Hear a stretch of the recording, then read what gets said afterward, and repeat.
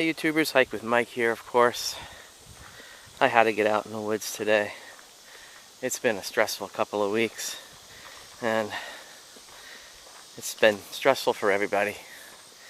We live in some very strange, chaotic times, and stress is always there, lurking, waiting to pounce on you, and it's tough to deal with. And I have to get out here and just get away from, as that old song by Don McLean, American Pie, and that one line, bad news is always on the doorstep. Of course now that's gone. It's all technological. Bad news is just one click on a mouse, I guess. But I'm gonna come out here and do a swamp talk kind of related to what I'm talking about right now. I just want to find a nice peaceful place to sit my rump down and just breathe in as much of the wilderness as I can, and then I'll be back for a swamp talk. This swamp talk may be a lengthy one. It's something I've been thinking a lot about. As one who studies history, I always look for connections between what's going on now and what was going on in the past. And one thing is really just keeps coming back in my head, and I'm going to entitle this swamp talk is How Disco Healed America. You know, I'm a Gen Xer, so I was a toddler and a small child in the late 60s and early 70s when there was a whole lot of chaos going on in the United States and in the world. And I remember sensing the tension of stuff going on, but I was pretty much not affected by it too much. But it was definitely always there, you know, with what was going on with Vietnam and unrest and division and all that stuff. So that was in the air, but I was a child and I was innocent. Like, I'll give you an example. I remember as a small child playing in the backyard of my Tonka truck, my dad listening to the radio, and this was probably in waning years of the Vietnam War, and the radio announcer said guerrillas had attacked a village in Vietnam, and I thought it was actual real primates, you know, attacking a village, not knowing what a military guerrilla, a warrior guerrilla was. And so as a young child, I was living through it, but because of my age, it didn't really profoundly affect me as it did to my elders. I was Gen Xers are more of the latchkey kids, and the generation that kind of in between that boomer and then the newer generations, kind of in a lot of ways with a lost generation that's ignored. But I remember I sensed the crisis, but it didn't really affect me because I was too young to really grasp what was going on. But there was so much going on. I mean, the assassinations, the riots, the chaos, and every time you turned on the news, it was bad news. And now we have the virus and we have chaos and unrest, and it's very similar to what was going on 50 years ago or so. And during all that, and then we had Watergate and all this division and conflict, and I think people started to get tired of all the fighting and the division, and they wanted to escape from it.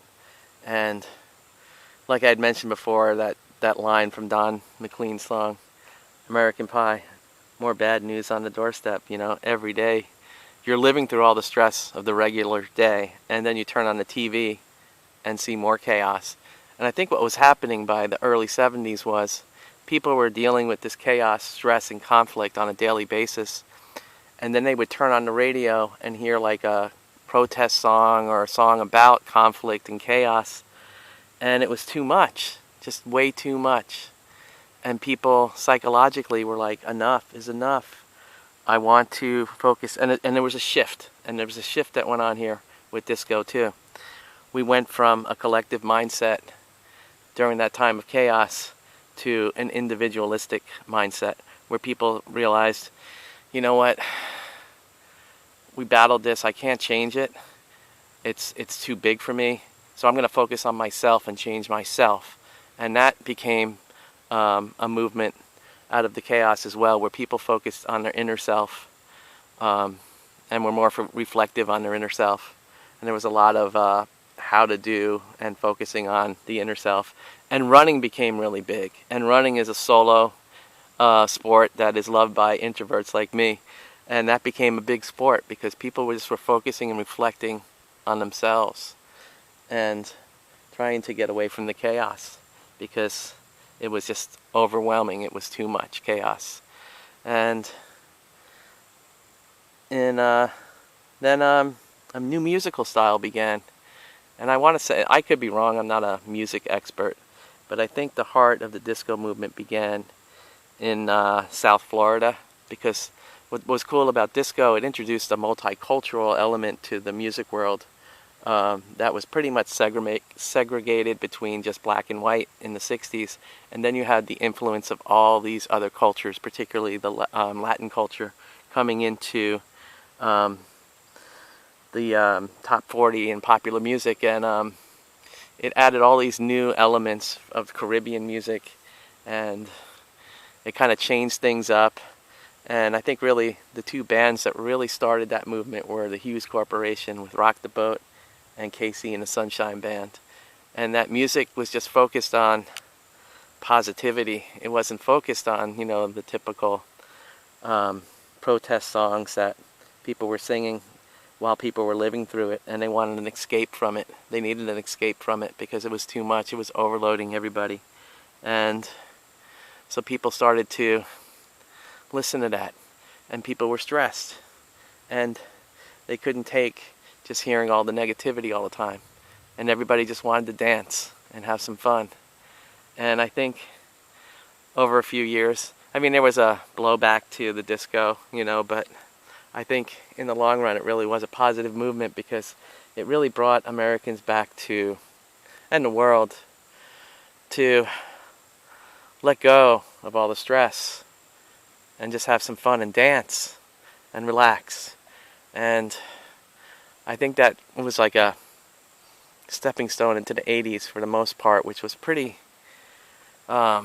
peaceful decade for the most part, you know. I never really hear anyone say how crappy the 80s were, you know, or how stressful the 80s were. And I think it was just a time where people just wanted to enjoy themselves, listen to music, have fun, and escape all the chaos and dangers, and just focus on themselves. And I think it did a really good way of healing the nation after all of the struggles and chaos of the assassinations and the unrest and Watergate and everything. And people just kind of found a way to rediscover themselves and focus on themselves. And that's my swamp talk for today. Not my usual typical Zen stuff, but just a more of a historical perspective. But for me, this is my discotheque, my way to escape from the chaos. I come out here, and maybe sometimes I do dance, but you'll never see that on the camera, that's for sure. But I will sing on camera every once in a while.